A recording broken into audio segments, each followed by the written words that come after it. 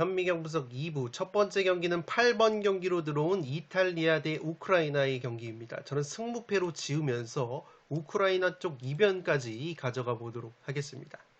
아직 현미경 분석 1부를 보지 않으신 분들은 화면 위로 올라가는 링크를 클릭을 하시면 1번부터 7번 경기 일부 분석을 먼저 시청을 하실 수 있습니다.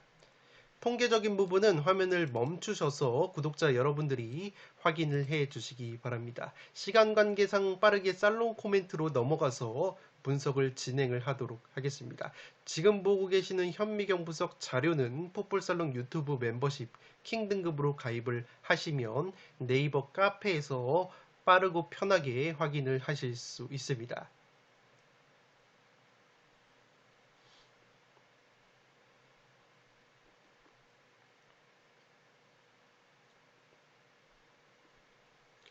살롱 코멘트로 정리를 해드리면 이 경기는 조직력적인 측면에서 보면 의외로 홈팀 이탈리아가 고전할 가능성이 있는 매치라고 보시면 되겠습니다. 이탈리아 같은 경우에는 지난 시즌 나폴리를 이끌고 우승컵을 차지를 했었던 이 스팔레티라는 감독이 이탈리아 대표팀 감독으로 전격 부임을 했는데 이 스팔레티 감독 부임 후에 이번이 두 번째 경기라고 보시면 되겠습니다. 이 스팔레티 감독 같은 경우에는 나폴리에서 뽀백 위주의 상당히 공격적인 축구, 압박 라인을 올리는 축구를 구사를 했는데 이러한 전술 기조가 이탈리아 대표팀에서도 이어진다면 이탈리아가 스팔레티 감독 초기에 적응 과정이 상당히 험난할 가능성이 있어 보입니다. 현재 이탈리아 대표팀 수비로 뽑힌 선수들을 보면 대부분 소속팀이 인테르, 로마, 유벤투스, 아탈란타 선수들인데 이 선수들 같은 경우에는 소속팀에서 뽀백이 아니라 3백 수비를 주로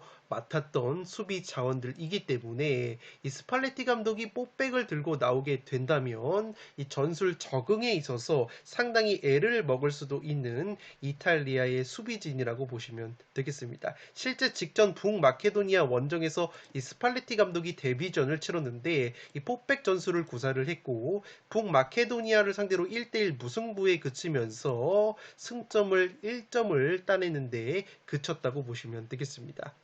이 북마케도니아 상대로 점유율을 무려 72%나 가져간 이탈리아이지만 이 슈팅 숫자는 오히려 북마케도니아가 10개, 이탈리아가 9개였기 때문에 굉장히 실속이 없었던 공격력을 보여줬다고 보시면 되겠습니다. 이 또한 이탈리아는 부상 공백도 있는데 공격 쪽에서 중요한 자원인 유벤투스의 키에사 선수와 미드필더 펠레그리니 선수가 모두 부상에서 낙마를 하면서 이 공격력도 상당히 떨어져 있는 부분이 있다고 보시면 되겠습니다. 이 또한 이탈리아가 최전방 쪽에 장신 공격수인 스카마카 같은 자원들도 이번에 발탁이 되지 않았기 때문에 이 피지컬이 뛰어난 우크라이나를 상대로 전방에서 버텨줄 수 있는 공격 자원도 상당히 부족하다고 보시면 되겠습니다. 이탈리아가 스팔레티 감독 체제에서 압박 라인을 또다시 높이게 된다면 이 우크라이나 같은 경우에는 빠르고 직선적인 역습이 가능한 첼시의 무드리크 같은 선수들이 있기 때문에 이 우크라이나에게 뒷공간이 노출이 될 가능성이 있어 보입니다.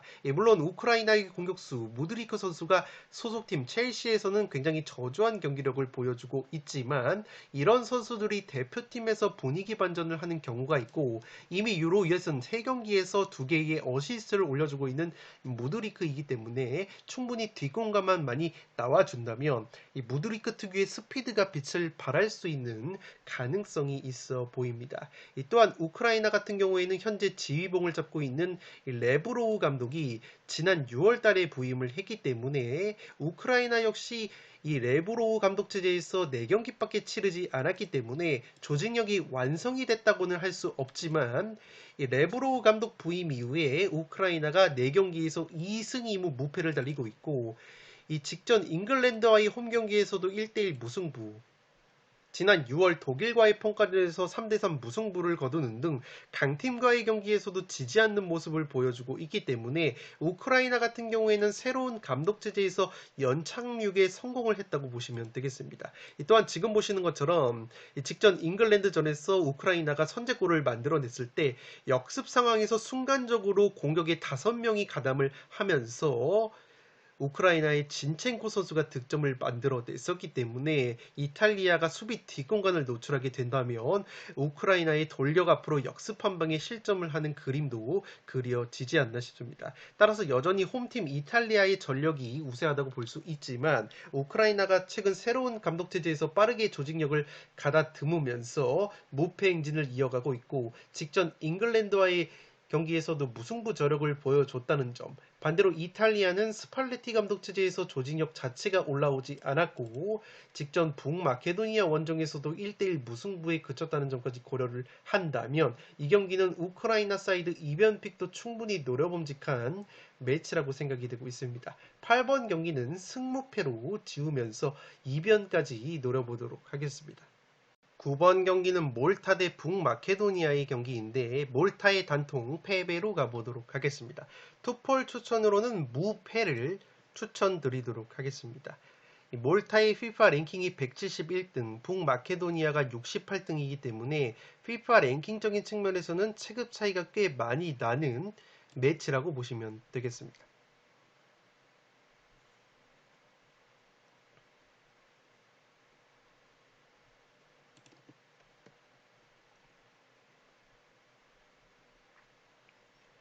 살롱 코멘트로 정리를 해드리면 여전히 이 경기는 북마케도니아가 선수단 개개인의 퀄리티 그리고 FIFA 랭킹 면에서 몰타에 충분히 앞서는 매치인데 다소 주의해야 되는 부분이 있다고 보시면 되겠습니다. 먼저 북마케도니아가 최근에 A매치 원정 경기에서는 이 FIFA 랭킹 최하위권 지브롤터전 승리를 제외하면 원정 5경기에서 1무 4패를 당하고 있습니다. 그만큼 원정에서 기복이 굉장히 심한 북마케도니아라고 보시면 되겠고 이 몰타 같은 경우에는 최근에 유로 예선과 친선 경기에서 이 강팀 우크라이나에게 0대1 한 골차 패배 그리고 지난 6월 평가전에서는 룩셈부르크 원정에서 1대0 깜짝 승리를 거두면서 나름대로 강팀들과의 경기에서 저력을 보여주고 있다고 보시면 되겠습니다.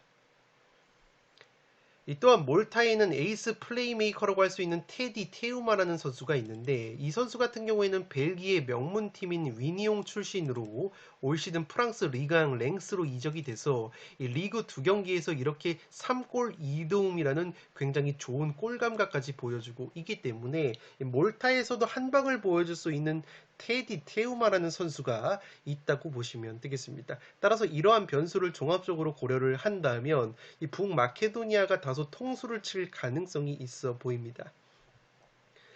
다만 제가 그래도 북마케도니아를 믿는 이유는 직전 강호 이탈리아와의 홈경기에서 1대1 무승부를 거두면서 이탈리아 천정 면모를 또다시 보여준 북마케도니아이고 이 북마케도니아에도 에니스 바르디라는 베테랑 미드필더가 있는데 이 선수 역시 트라보존스포르에서 리그 4경기 2골 1도움 좋은 컨디션을 유지를 하고 있었고 이 선수가 직전 이탈리아전에서는 환상적인 오른발 프리킥으로 동점골까지 넣었다고 보시면 되겠습니다. 이 또한 북마케도니아 같은 경우에는 바르디 선수 외에도 이 공격 쪽에서 나폴리의 엘마스, 에버딘의 미오브스키 같이 한 방을 보여줄 수 있는 공격 자원이 그래도 몰타보다는 여전히 많다고 보시면 되겠습니다.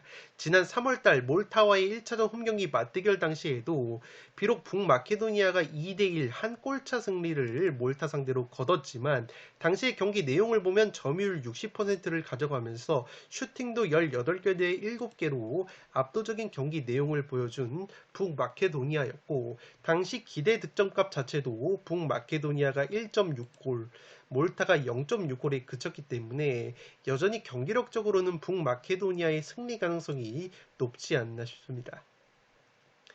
따라서 북마케도니아가 직전 이탈리아전 무승부 상승세 선수 개개인 퀄리티가 우세하다는 점을 고려하면 북마케도니아의 승리 가능성이 높아 보이지만 몰타에도 한 방을 보여줄 수 있는 테디 테우마의 컨디션이 좋다는 점, 이 FIFA 랭킹 대비해서 몰타가 A매치에서 나름대로 강팀 상대로 경기력을 보여주고 있다는 점, 북마케도니아가 원정 경기에서 기복이 심하다는 점까지 고려를 한다면 무승부 정도의 이변픽은 충분히 가져갈 만한 매치라고 생각이 되고 있습니다. 9번 경기는 몰타의 단통 패배로 가는데 투폴 추천으로는 무패를 추천드리도록 하겠습니다. 10번 경기는 벨기에 대 에스토니아의 경기인데 벨기에의 단통 승리로 가보도록 하겠습니다. 벨기에의 FIFA 랭킹이 5위, 에스토니아가 111위이기 때문에 체급 차이가 굉장히 많이 나는 매치라고 보시면 되겠습니다.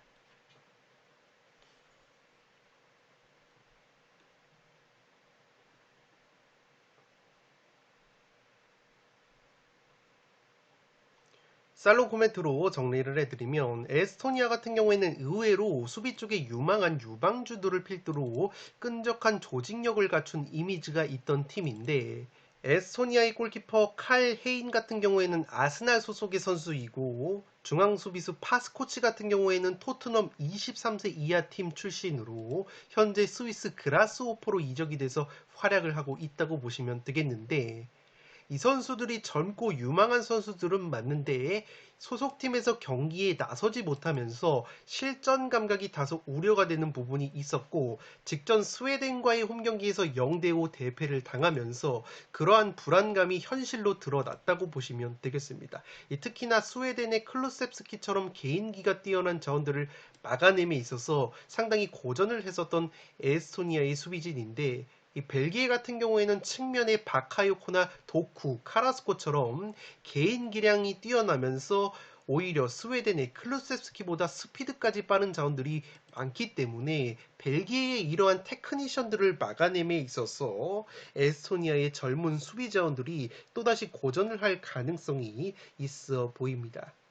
벨기에는 이번 9월 유로 예선에서 주전 골키퍼 크루투아 선수와 플레이메이커 케빈 데브라이너 선수가 모두 부상으로 낙마가 됐기 때문에 굉장히 뼈아픈 전력 누수라고 볼 수 있겠지만 이미 지난 6월 에스토니아와의 1차전 원정 맞대결 당시에도 벨기에가 이 크루투아와 데브라이너 두 선수가 모두 빠진 상황에서도 에스토니아 상대로 3대0 완승을 거뒀던 매치업이기 때문에 그렇게까지 큰 전력 누수는 아닐 것으로 생각이 됩니다. 물론 벨기에가 직전 아제르바이잔 원정에서 다소 고전을 하면서 1대0 신승을 거둔 것은 다소 우려스러운 부분이지만 에스토니아 같은 경우에는 주포 공격수 라우노 사피넨 선수가 이번 유로 예선에서 2골을 넣어주면서 A매치 53경기 12골 핵심적인 공격 자원인데 이 사피넨 선수까지 에스토니아가 무릎 부상 여파로 결정이 되기 때문에 이 공격 쪽에서도 전력 누수가 있는 에스토니아가 벨기에 원정에서 이변을 연출하기에는 굉장히 체급 차이가 많이 날 것으로 생각이 되고 있습니다. 10번 경기는 벨기에의 단통 승리로 가보도록 하겠습니다. 11번 경기는 스웨덴 대 오스트리아의 경기인데 승패로 갈라보도록 하겠습니다. 스웨덴의 FIFA 랭킹이 23위, 오스트리아가 FIFA 랭킹이 29위이기 때문에 체급이 상당히 비슷한 매치라고 보시면 되겠습니다.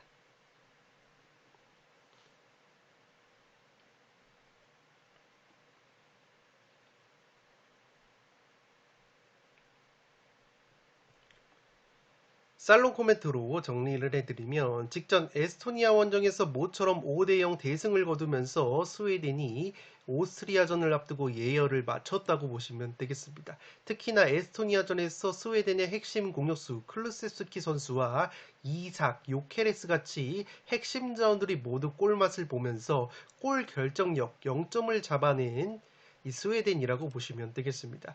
반면에 오스트리아 같은 경우에는 한 수 아래인 몰도바와의 평가전에서 1대1 무승부를 거두면서 기대 이하의 경기력을 보여줬습니다.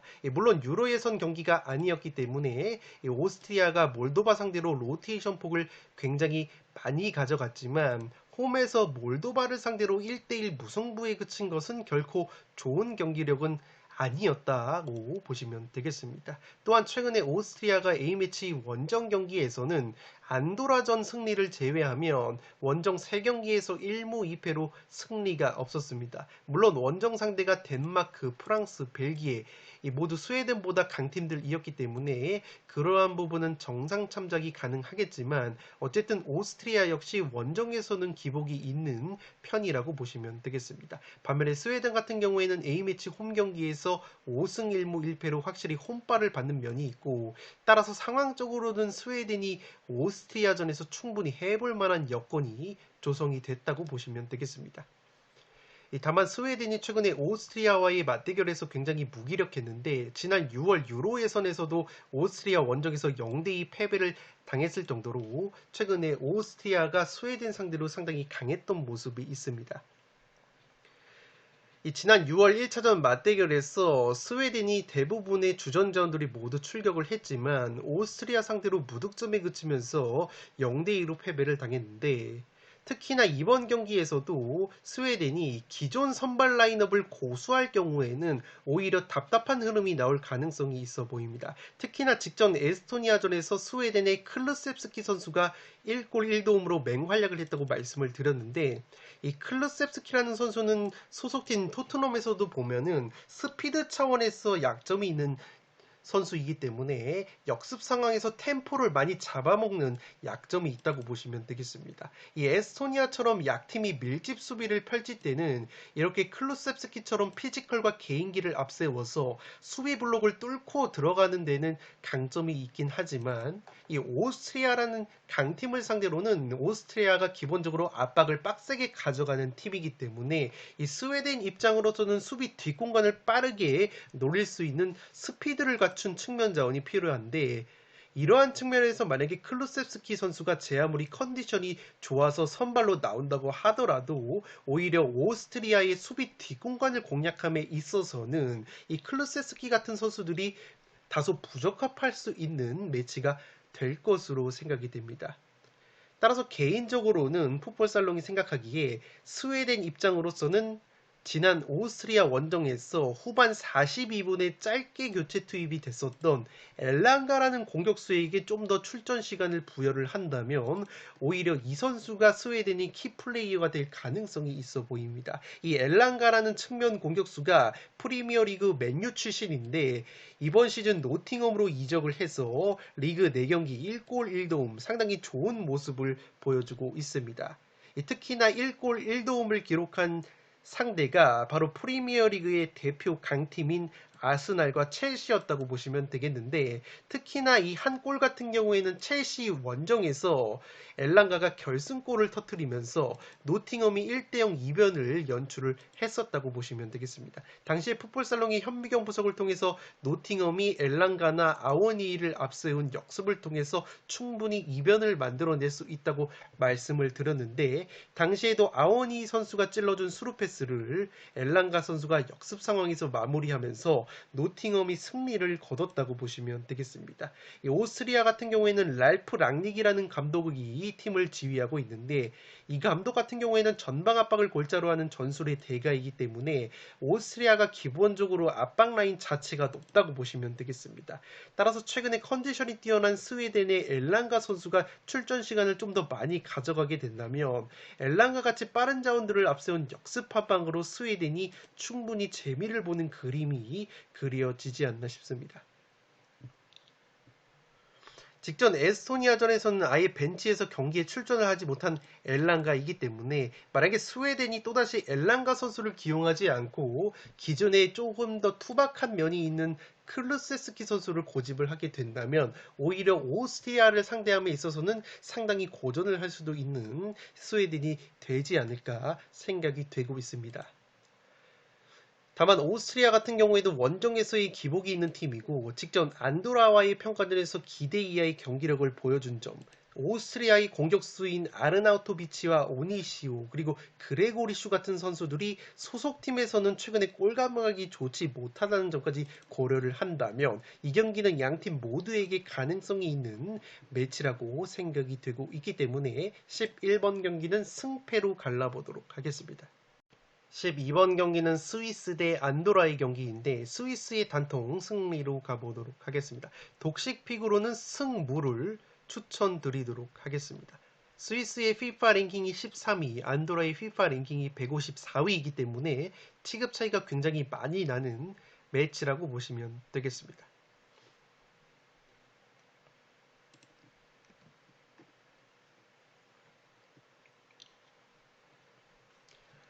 살롱 코멘트로 정리를 해드리면 스위스의 무난한 승리가 예상이 되는 매치이지만 다소 주의해야 되는 부분이 있다고 보시면 되겠습니다. 이 스위스가 최근 문제점이 바로 최전방 공격수 쪽인데 이 최전방에서 묵직하게 마무리해줄 수 있는 피니셔가 상당히 부족하다고 보시면 되겠습니다. 이 직전 코소보 원정에서도 스위스가 2대2 무승부에 그쳤는데 이 두 골 모두 스위스의 미드필더인 프로일러 선수가 만들어낸 득점이기 때문에 사실상 스위스의 공격수들의 득점이 없었다고 보시면 되겠습니다. 지금 보신 것이 코소보전 통계인데 스위스가 점유율을 무려 66%나 가져갔음에도 불구하고 슈팅 숫자는 13대 13으로 동률이었고 기대 득점값 자체는 오히려 코소보가 1.27로 0.85를 기록한 스위스보다 공격이 더 날카로웠기 때문에 이 스위스가 여전히 최전방 쪽에 대한 고민이 있다고 보시면 되겠습니다. 이미 지난 안도라와의 1차전 경기에서도 스위스가 2대1 한 골차 신승을 거뒀는데 당시에도 스위스가 기대 득점값이 무려 3.16골에다가 점유율도 85%로 높았지만 득점이 딱 두 골에 그쳤다고 보시면 되겠습니다. 당시에도 미드필더 프로일러 선수가 한 골 포함해서 최고 평점을 기록했던 스위스이기 때문에 여전히 최전방 쪽에 대한 고민이 깊은 이 스위스라고 보시면 되겠고 안도라 같은 경우에는 여전히 유로 예선 I조에서 2무 3패로 최하위로 쳐져 있지만 직전 벨라루스와의 홈경기 0대0 무승부를 거뒀고 지난 3월 코소보 원정에서도 1대1 무승부를 거뒀습니다. 이스라엘, 스위스전에서도 패배를 당한 안도라인데 모두 1대2 한 골차 패배였기 때문에 안도라라는 팀이 작정하고 버텨내면은 버텨내는 힘이 어느 정도 있다고 보시면 되겠습니다. 또한 안도라 같은 경우에는 공격 쪽에서 로사스라는 공격수가 유로 예선 4경기 2골을 넣어주고 있기 때문에 공격에서도 나름 한방이 있는 로사스라는 점에서 이 경기는 아주 독식을 노려보실 분들은 무승부까지 추천을 드리면서 폴더스의 여유가 없으신 분들은 스위스의 무난한 단통 승리를 추천드리도록 하겠습니다. 13번 경기는 이스라엘 대 벨라루스의 경기인데 이스라엘의 단통 승리로 가보도록 하겠습니다. 이스라엘의 FIFA 랭킹이 76위, 벨라루스가 98위이기 때문에 이 체급 차이가 얼마 나지 않는다는 점에서 원래는 무승부까지 추천을 드리려고 했지만 벨라루스 쪽 핵심 자원 이탈이 커 보이기 때문에 이스라엘의 단통 승리로 가보도록 하겠습니다.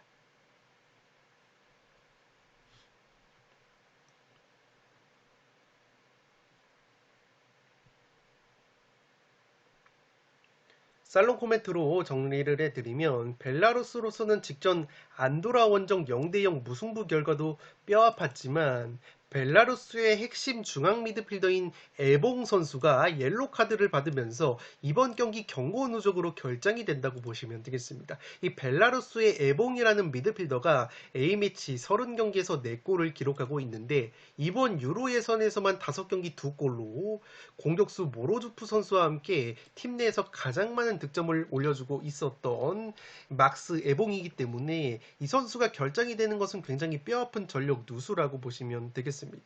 이 벨라루스의 에봉 선수가 직전 안도라전에서도 가장 많은 기회 창출과 드리블을 기록하면서 최고 평점을 기록한 핵심 자원이기 때문에 벨라루스에게 굉장히 큰 전력 누수라고 보시면 되겠고 이 선수가 다름 아닌 지난 이스라엘과의 6월 1차전 홈경기에서도 벨라루스가 1대2로 패배를 당했을 때 벨라루스의 선제골을 이 에봉 선수가 넣었었기 때문에 여러모로 이 에봉 선수가 빠지는 벨라루스가 전력 누수가 상당히 클 것으로 생각이 됩니다. 이스라엘 같은 경우에는 직전 체급이 비슷한 루마니아 원정에서 1대1 무승부를 거뒀지만 경기 내용적으로 봤을 때는 루마니아 상대로 점유율을 62%나 가져갔고 슈팅 숫자도 16개 대 8개 2배가량 많게 가져가면서 경기 내용 자체가 나쁘지 않았던 이스라엘이라고 보시면 되겠습니다. 특히나 이스라엘에 떠오르는 신예 미드필더 19살 글로우 선수가 루마니아전에서 득점포를 가동을 하면서 최근에 A매치 2경기 연속골을 신고를 했습니다. 이 글로우라는 선수가 지난 벨라루스와의 6월 맞대결에서도 후반전에 극장 결승골을 터뜨렸던 선수이기 때문에 글로우 선수가 활약을 해줄 가능성이 있어 보입니다. 또한 이스라엘 같은 경우에는 측면 공격수이자 손흥민 선수와 토트넘에서 한솥밥을 먹고 있는 솔로몬 선수 역시 루마니아전에서 공격 포인트는 없었지만 가장 많은 드리블과 볼 경합 성공률을 보여주면서 좋은 활약을 보여줬습니다. 따라서 핵심 자원이 결정하는 벨라루스 상대로 특유의 홈발이 있는 이스라엘이 신승은 거둘 수 있는 매치라고 생각이 되고 있습니다. 이 벨라루스 같은 경우에는 직전 최약체 안도라 원정에서 점유율을 73%나 가져갔음에도 불구하고 슈팅 15개를 때렸지만 무득점에 그쳤기 때문에 이스라엘 상대로 에봉 선수까지 빠지는 마당에 득점을 할 수 있을지 조금은 의문이라고 보시면 되겠습니다. 13번 경기는 이스라엘의 단통 승리로 가보도록 하겠습니다. 마지막 경기는 루마니아 대 코소보의 경기인데 승무패로 지으면서 코소보 쪽 이변까지 노려보도록 하겠습니다. 단통 픽으로는 무승부를 추천드리도록 하겠습니다. 이 FIFA 랭킹적인 측면에서는 루마니아가 48등, 코소보가 109등으로 FIFA 랭킹 차이는 꽤 나지만 선수들의 퀄리티를 비교해보면 그렇게까지 체급 차이가 나지 않는 매치라고 보시면 되겠습니다.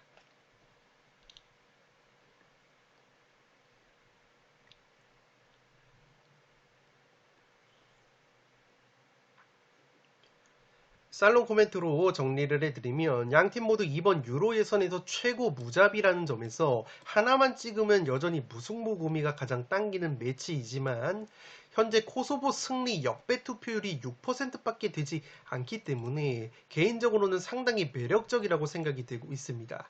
지금 보시는 것처럼 이 코소보가 최근에 A매치에서 무승부가 상당히 많았다고 보시면 되기 때문에 직전 맞대결에서도 이 루마니아와 코소보 경기가 0대0 무승부로 끝이 난 만큼 여전히 하나만 찍으라면 무승부 구미가 당기는 매치라고 보시면 되겠습니다. 다만 직전 스위스와의 홈경기에서 코소보의 장신 공격수 무리키 선수가 2골을 넣으면서 부활에 성공한 것이 상당히 고무적이라고 할 수 있겠는데 최근에 소속팀 마요르카에서 이 코소보의 무리키 선수가 득점이 없었고 특히나 페널티킥까지 2번이나 실축을 하면서 상당히 분위기가 좋지 못했던 코소보의 에이스 공격수 무리키 선수였는데 직전 강호 스위스전에서 이렇게 특유의 뚝배기 골을 포함해서 극장골까지 넣으면서 2골로 부활에 성공을 했기 때문에 코소보가 상당히 좋은 흐름을 이어갈 가능성이 있어 보입니다. 이 코소보라는 팀은 항상 말씀을 드리지만 FIFA 랭킹이 109위인 것에 비해서 공수에 걸쳐서 빅리그에서 뛰는 선수들이 꽤 있는데 이 수비 쪽에는 김민재 선수의 파트너였던 나폴리의 라흐마니 선수가 중심을 잡아주고 있고 이 골키퍼는 지난 시즌 번리를 2부 리그에서 승격을 시킨 무리치 선수가 있다고 보시면 되겠습니다. 또한 공격 쪽에는 이렇게 무리키 선수를 비롯해서 측면 쪽에 제그로바나 라시차 같은 다부진 선수들이 많은 것이 바로 코소보이기 때문에 단순히 FIFA 랭킹 109위만 생각을 하면 코소보에게 통수를 맞을 가능성이 높다고 보시면 되겠습니다. 물론 루마니아라는 팀도 FIFA 랭킹이 48이나 되면서 상당히 탄탄한 조직력을 보여주고 있고 특히나 중원의 플레이메이커 세리A 엠폴리에서 활약을 하고 있는 라즈반 마린 선수가 중심을 잘 잡아주면서 공격 쪽에서 한방이 있는 알리베크 선수의 골 결정력이 상당히 좋다고 보시면 되겠습니다. 이 루마니아의 공격수 알리베크 선수가 직전 이스라엘전에서도 득점포를 가동을 했기 때문에 이 루마니아 역시 만만치 않은 경기력을 보여줄 가능성이 높아 보입니다. 특히나 이번 유로에선 5경기를 치르면서 루마니아가 2승 3무 무패, 패배가 없었기 때문에 루마니아 역시 충분히 승리 가능성이 있는 매치라고 생각이 되고 있습니다. 양팀의 전력 팽팽함을 고려한다면 코소보의 승리 투표율이 한 자릿수 때는 상당히 매력적이라고 생각이 되기 때문에 풋볼살롱은 코소보의 승리 이변까지 가져가면서 14번 경기는 승무패로 지우도록 하겠습니다. 단통픽으로는 무승부를 추천드리도록 하겠습니다. 네, 이것으로 현미경 분석 1부와 2부 모두 마치도록 하겠습니다. 최근에 연이어서 3등에 적중이 됐고 풋볼살롱 채널에서만 1등 적중자가 3분이나 나왔기 때문에 많은 분들께서 풋볼살롱의 현미경 분석을 기다려주고 계시고 기대에 부응하기 위해서 주말에도 이렇게 열심히 준비를 했기 때문에 모쪼록 3연속 1등 적중자가 나오길 기원하면서 이만 물러가 보도록 하겠습니다. 끝으로 영상이 도움이 되신 분들은 좋아요와 구독 버튼을 눌러주시면 풋볼살롱 채널에 크나큰 힘이 됩니다. 구독 버튼 옆에 종 모양의 알림 설정을 해주시면 그 누구보다 빠르게 양질의 축구, 승무패, 프로토 관련 분석 컨텐츠를 만나보실 수 있습니다. 지금까지 풋볼살롱이었습니다. 감사합니다.